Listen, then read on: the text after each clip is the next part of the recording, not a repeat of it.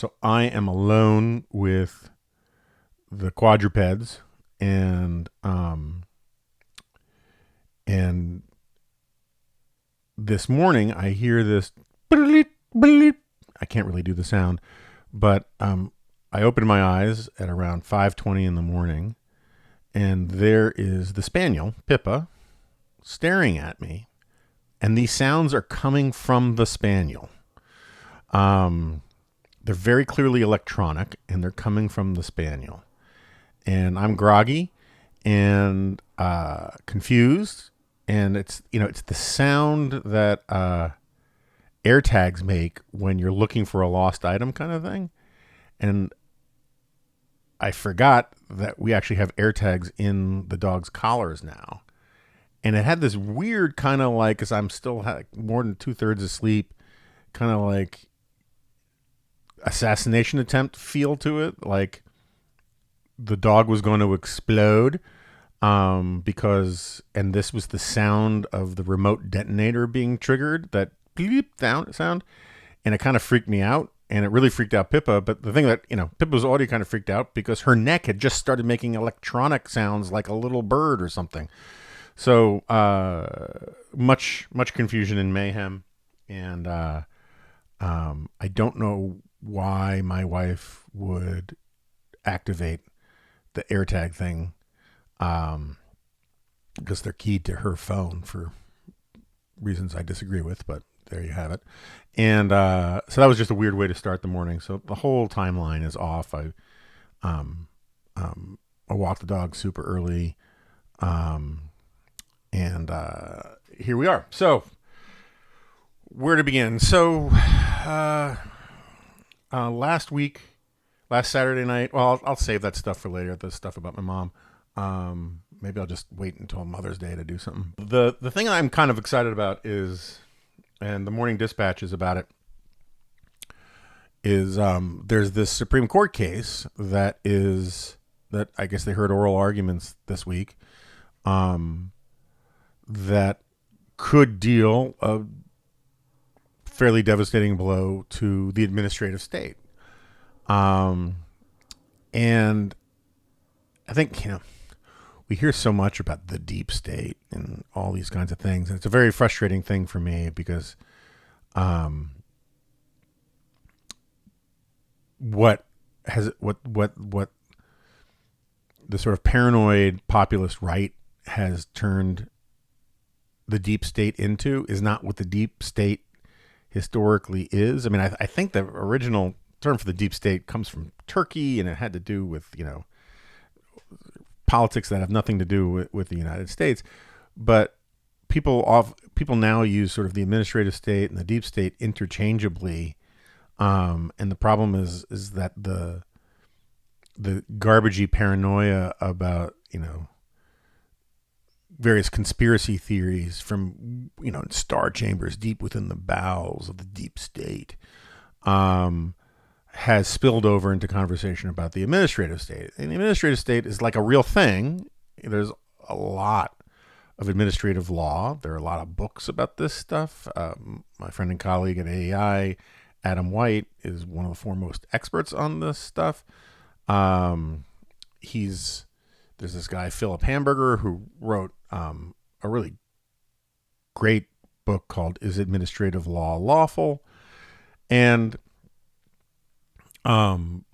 my friend and also AI colleague, or I guess he's colleague emeritus now, Charles Murray, wrote this whole book called By the People about the problems with the administrative state. And the thing is at the end of the day, the administrative state, if all you mean by it is a bunch of bureaucrats that have a certain amount of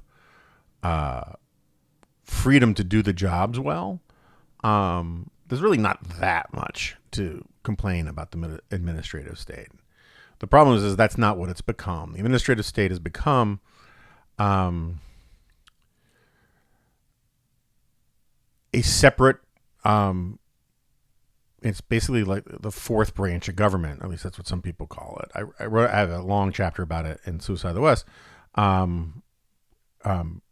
which I should have read before doing this, or reread before doing this. But the core problem is that, there's this famous Chevron case, which basically says that when people are suing the government, when they're suing about specific regulations put forward, promulgated by by government officials, career civil servants, bureaucrats, agency heads, that kind of thing,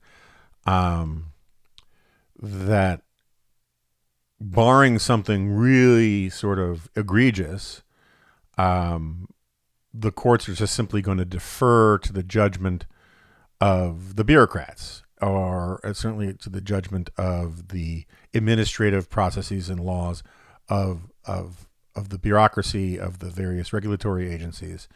And this has sort of evolved to the point where you now basically have a different set of law covering regulators and administrators and bureaucrats than it covers everybody else. I mean, there are literally different kinds of trials, different kinds of courtrooms, different kinds of judge, different kinds of presumptions of guilt and innocence.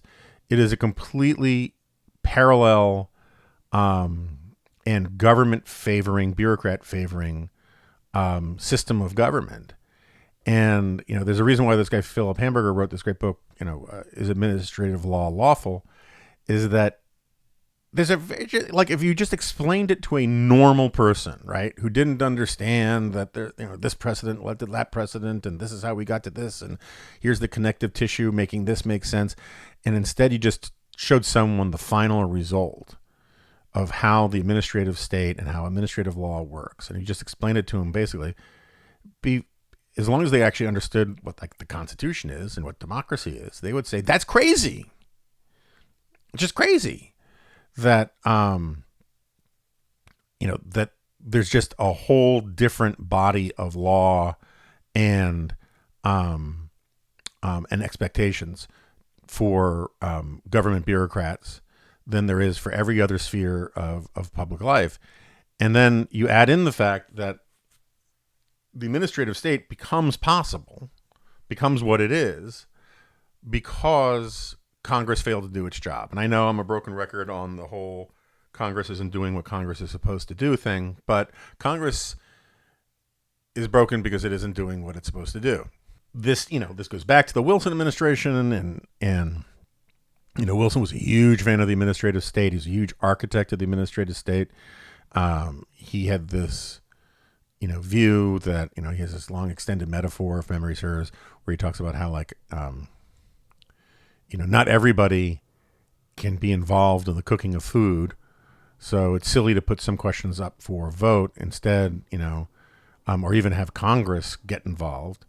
You need a cook in the kitchen who has free reign to manage the stove and the timing and all of these kinds of things. And it's great analogy, or at least I remember it being a good analogy. And it's persuasive to a certain extent. I mean, when you think about a general on the battlefield, you don't want everybody sort of second guessing and screwing with his plans and all that kind of stuff. But it's gotten wildly out of hand. And in the process, what has happened is that the bureaucrats and the mandarins of the administrative state are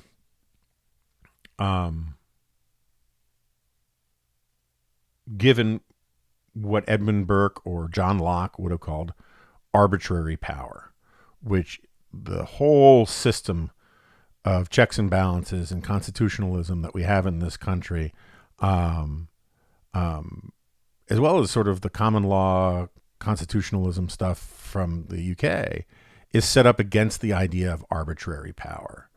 Arbitrary power just basically means what it sounds like. It is that rulers can rule by whim without regard to the law, without regard to the will of the people. They just get to do what they want. And Congress has basically made that possible by basically saying, we we kind of want to do this and we kind of want to do that. But, let the cabinet secretaries figure out what to do, what rules to make, all these kinds of things. Okay, so I don't know how much of that pause they cut out to make this sound seamless, but I found the chapter from Suicide the West on this. Let me just read for a little bit while I figure out what the hell I'm talking about. This is from the book. For the most part, Congress no longer makes laws the way the founders intended. They outsource the heavy lifting to the bureaucracy. This was already true when James Burnham published The Managerial Revolution, one of the first seminal works on the subject, in 1941. Quote, laws today in the United States, in fact, most laws, are not being made any longer by Congress, Burnham wrote. Quote, but by the NLRB, SEC, ICC, AAA, TVA, FTC, FCC, the Office of Production Management, what a revealing title, and the other leading executive agencies. How well lawyers know this to be the case. That's all a quote from Burnham. And then I write, consider the Affordable Care Act, or Obamacare. Journalist Philip Klein, not then with National Review, but now, dived into the fine print and found that, and this is a long quote from Phil, there are more than 2,500 references to the Secretary of Health and Human Services in the healthcare law. He was writing this back when Obamacare was, first a fresh thing. He says, so there are 2,500 references to the Secretary of Health and Human Services in the healthcare law. In most cases, she's simply mentioned as the Secretary. A further breakdown finds that there are more than 700 instances in which the Secretary is instructed that she, quote, shall do something, and more than 200 cases in which she, quote, may take some form of regulatory action if she chooses.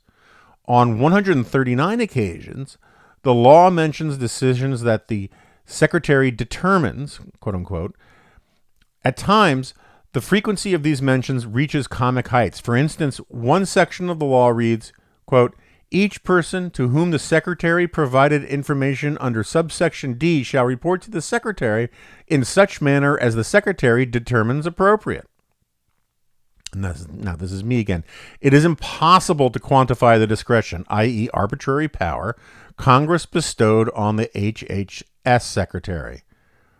Quote, either the new powers and responsibilities given to the Secretary are too complicated for even HHS to figure out, Klein writes, or they are so arbitrary that then Healthcare Secretary Catherine Sebelius can pick and choose how she'll comply with parts of the law, unquote.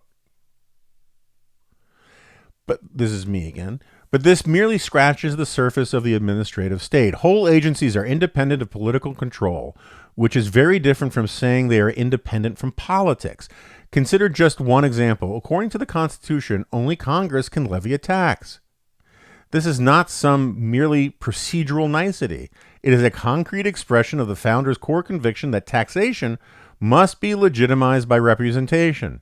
That, after all, was the crux of their argument with King George. And that is why Article 1 of the Constitution requires, quote, that all bills for raising revenue shall originate in the House of Representatives, aka the People's Chamber. But Congress has grown comfortable relinquishing this power. In 1996, the Federal Communications Commission was granted the authority to raise taxes as it sees fit. The Universal Service Fund started as a tax on long-distance phone calls, originally set at 3%. Within a decade, the quote-unquote fee reached 11%, all absent congressional approval. During the Obama administration, the FCC had moved towards imposing a similar tax on broadband internet services, in part because revenue had fallen off due to people abandoning landlines. The revenues ostensibly go to paying for expanded access to the internet in rural areas and providing computers for poor schools and libraries. But there have also been numerous scandals in which the monies were poorly spent, misallocated, and sluiced to politically connected players. So anyway, I go on and on about other examples of this kind of stuff. Um, oh, let me read this one last thing. This is an excerpt from Charles Murray's By the People, just explaining how fakakta the administrative state really is. Let's see. If you are prosecuted for violating a regulation issued by the EPA, OSHA, HHS, Department of Energy, or any of the myriad other federal regulatory agencies, you appear before an administrative law judge, or ALJ, sitting in an administrative law courtroom. An ALJ is selected by the agency whose cases he will hear, and is subsequently an employee of that agency. The agency gets to choose its preferred candidate from among the 3 top-rated candidates identified by the Office of Personnel Management. An administrative law judge is exempt from performance reviews and other oversight by the regulatory agency, but may be overruled by the head of the agency. There's no jury. When appearing in an administrative court, you do not get a lawyer unless you pay for it. Most rules of evidence used in normal courts do not apply. The legal burden of proof placed on the lawyer making the case for the regulatory agency is, quote, a preponderance of the evidence, not clear and convincing evidence, let alone evidence beyond a reasonable doubt that you are guilty. If the administrative judge thinks that it is a 51-49% call in favor of the regulatory agency that accused you, you're found guilty. If the administrative court judge's decision is adverse, you may, in most cases, appeal that decision to another body within the agency. So anyway, the point is these bureaucratic agencies, these administrative agencies, these regulatory agencies are essentially lawmaking, and they are not elected. They are not accountable to voters. There's no real transparency that goes into it, that applies to it. And they are sort of a rogue branch of government. I'm not saying everything they do is bad or wrong or anything like that, but given how most of the mainstream media that has the resources to cover anything like regulatory agencies are generally in favor of more and expanded government, you can see how this stuff just simply grows like kudzu. And so there's this case before the court where I don't know, the Fish and Wildlife Service, somebody wants to put monitors on boats, on fishing boats, that the owners of the boats will have to pay for to supervise how they fish. And this is seen by a lot of people as a possible key test case for reining back, the regulatory state. And I don't know why I'm spending so much time on this, but I just find it interesting. And also, I just think this gets to a larger point. I think a lot of our political problems in America are the product of a lack of self-government. And self-government is one of these broad, kind of opaque, multiply interpretable, diversely interpretable phrases, right? Because does self-government mean democracy, like just on a national scale and a local scale? Or does it mean self-government in terms of like local communities taking care of themselves without looking to Washington? Or does it actually mean sort of what it says in the, what is it, in the national anthem or Star Spangled Banner, confirm thy soul in self-control? Is it self-government about taking your own responsibilities seriously? And I don't care which version of it you mean. I think that a lot of our problems come from the idea that everybody thinks somebody else can do it, right? I think this is a problem in families, where particularly with husbands and kids who think that they're not supposed to do their part. I think it's a problem in communities. I think it's a problem at every level, at scale, right? I mean, I just talked about how the administrative state gets created because Congress doesn't want to do its job. Because the executive branch doesn't really want to do. I mean, all right, I shouldn't say the executive branch because these guys are part of the executive branch. The White House doesn't want to do its job. These guys like farming these things out to bureaucracies, to other agencies, and then just sort of say, my hands are tied. It's not my job. And I think one of the ways you actually get people to take their responsibilities seriously is to give them the responsibilities. I bring it up all the time about, the all these VA scandals where they happen, every few years, and they're always outrageous and disgusting, with either sort of incompetence, corruption, neglect involved. And the response from Congress is that everybody is outraged. Right? Everybody can't believe this could happen. The White House is outraged. The media is outraged. Well, this was your job to oversee this stuff, right? This was your job to make sure that vets were taken care of properly.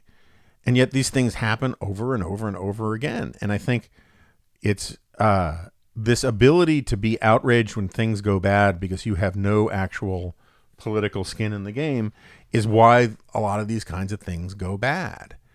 And so I know I talk about sending power back to the states and local communities a lot, and I'm more and more skeptical that we're ever going to be able to do it, particularly in an era of national, where the right believes in nationalism. And guess what? Nationalism and federalism are antipodal, right? They are conflicting terms. They do not get along. Nationalism and subsidiarity do not get along. And so it's going to take years to get the right to start thinking seriously and clearly and cleverly again about, federalism, localism, subsidiarity, however you want to call it.